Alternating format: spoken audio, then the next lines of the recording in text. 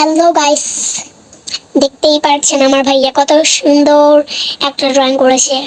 দেখুন, নদী না ক্ষেত, ক্ষেত বানিয়েছে, রাস্তা বানিয়েছে, সূর্য বানিয়েছে, গ্রাম বানিয়েছে, গ্রাম করবো।